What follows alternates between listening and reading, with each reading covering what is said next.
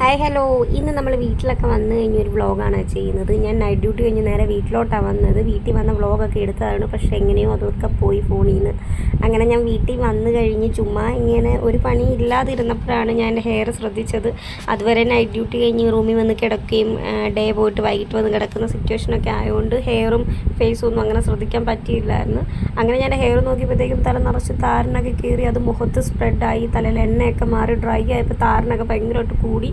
അപ്പം ഞാൻ വിചാരിച്ചു ഏതായാലും ഞാൻ ഇവിടെ പോകുന്നതിന് മുമ്പ് ഹെയർ ട്രീറ്റ്മെൻ്റ് ഒക്കെ ചെയ്തുകൊണ്ടിരുന്നതാണ്, അങ്ങനെ ഒന്ന് ചെയ്യാമെന്ന്.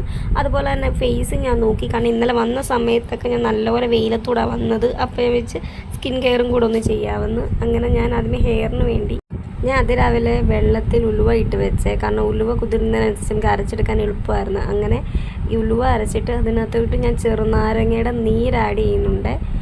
നമ്മൾ ഡയറക്റ്റ് ഒരിക്കലും ചെറുനാരങ്ങയുടെ നീര് തല തേക്കില്ല, കാരണം അതിനകത്ത് ആസിഡിൻ്റെ കണ്ടൻറ്റ് ഉള്ളതുകൊണ്ട് തന്നെ നമുക്കത് ഭയങ്കര ദോഷം ചെയ്യും. നമ്മൾ ഇത് രണ്ടും ഒരു പേസ്റ്റ് രൂപത്തിലാക്കിയിട്ടുണ്ട്. ഇതൊരിക്കലും ഡയറക്റ്റ് തലയിലോട്ട് അപ്ലൈ ചെയ്യില്ല. ആദ്യമേ നമ്മുടെ മുടി നന്നായിട്ട് ചീപ്പി നന്നായിട്ട് 2 ലെയർ ആക്കി എടുക്കണം. എന്നിട്ട് ഒരു ലെയർ നന്നായിട്ട് മുറുക്കി കെട്ടി വെച്ചതിന് ശേഷം അപ്പുറത്തെ ലെയറിൽ നിന്ന് നമ്മുടെ ജടയും കാര്യങ്ങളും ഒക്കെ കഴിഞ്ഞിട്ട് ഏറ്റവും താഴേന്ന് എടുത്തിട്ട് നമ്മൾ ഈ ഒരു സാധനം അപ്ലൈ ചെയ്യാവുള്ളൂ. കാരണം തലയൊട്ടിയിലോട്ട് ഡയറക്റ്റ് ഇത് യൂസ് ചെയ്ത് കഴിഞ്ഞാൽ അവിടെ ഡ്രൈ ആയിട്ട് ഇളകി വരാനും അതുപോലെ തന്നെ ഹെയർ പൊട്ടാനും സാധ്യതയുണ്ട്. അതുകൊണ്ട് നമ്മൾ ഈ അറ്റത്തുനിന്ന് ഇങ്ങനെ തേച്ച് പിടിപ്പിച്ച് നല്ല തലയൊട്ടിയുടെ അവിടം വരെ നല്ല വൃത്തിക്ക് തന്നെ തേച്ച് പിടിപ്പിക്കണം. ഒരിക്കലും കട്ടിക്ക് തേക്കൽ, കട്ടിക്ക് തേച്ചാൽ മുടി പൊട്ടിപ്പോവും. കാരണം നല്ല ഡ്രൈ ഹെയർ ആണെങ്കിൽ ഉറപ്പായിട്ടും അത് പൊട്ടിപ്പോവും. അതുകൊണ്ട് അങ്ങനെ തന്നെ ചെയ്യണം. അതുപോലെ തന്നെ നാരങ്ങ ഒരുപാട് എടുക്കരുത്. എടുത്തു കഴിഞ്ഞാൽ നമ്മുടെ ഹെയർ പൊട്ടിപ്പോകാൻ ചാൻസ് കൂടുതലാണ്.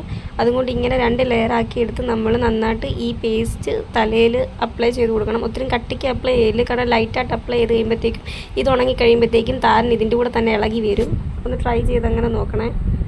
നമ്മുടെ 2 ലെയറിലും പേസ്റ്റ് നല്ല രീതിയിൽ തന്നെ പിടിച്ചിട്ടുണ്ട്. പിന്നെ അതിൻ്റെ ബാക്ക് സൈഡിലും അതുപോലെ തന്നെ ഈ തലയൊട്ടിയുടെ സൈഡും അവിടെയൊക്കെ നന്നായിട്ട് പിടിപ്പിച്ച് കൊടുത്തിട്ടുണ്ട്. ഇനി നമുക്ക് ഫേസിലേക്ക് ഒരു പാക്ക് അപ്ലൈ ചെയ്യാം.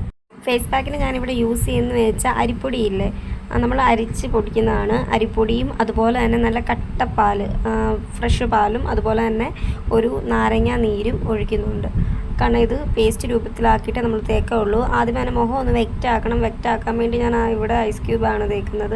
ഡയറക്റ്റ് ആരും ഐസ് ക്യൂബ് തേക്കരുത്, ഞാൻ ചൂട് കൊണ്ട് അങ്ങ് തേക്കുന്നതാണ്. അങ്ങനെ ഫേസൊക്കെ നന്നായിട്ട് ഫേസ് വാഷ് ഇട്ട് കഴുകി വൃത്തിയാക്കി നമ്മൾ എന്ത് പ്രോഡക്റ്റ് ഇട്ടാലും ഫേസ് അതിനെ ക്ലീൻ ആക്കണം.